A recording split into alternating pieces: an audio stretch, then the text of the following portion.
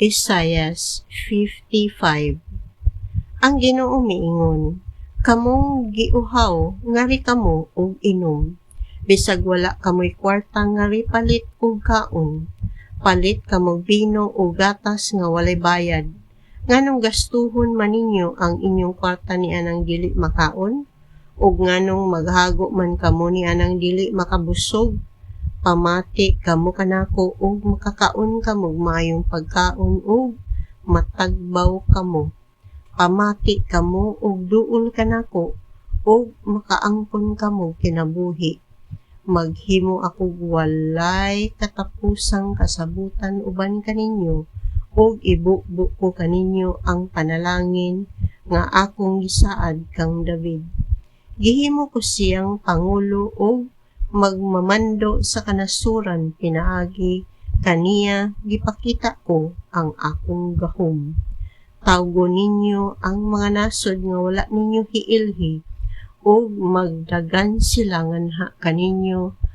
Ako ang Ginoo nga inyong Dios, ang balaang Dios sa Israel, maoy maghimo niini ug pasidunggan ko kamo. Dangop sa Ginoo samtang may panahon pa. Sangpitan ninyo siya samtang siya duol pa. Pabiyaa ang mga dautan sa ilang mga sala ug ipasalikway sa mga makasasala ang ilang mga daotang nauna. Pabalika sila sa Ginoo aron kaluy-an sila. Pabalika sa atong Dios kay andam siya sa pagpasaylo.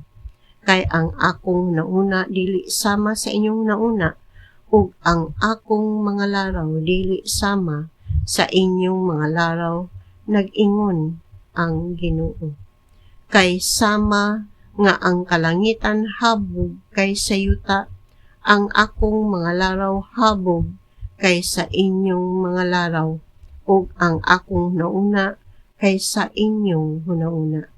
Kay sama nga ang ulan ug ang yelo, mga hulog gikan sa langit ug dili na mo balik gidto kundili mo patubig hinuon sa yuta aron manurok ang mga tanom niini ug kahatagag binhi ang magpupugas ug pagkaon ang mga tawo. Ang akong mga pulong usab dili mo balik kanako nga kawang lamang. Tumanon hinuon niini ang akong tuyo ug molampos gayud kini.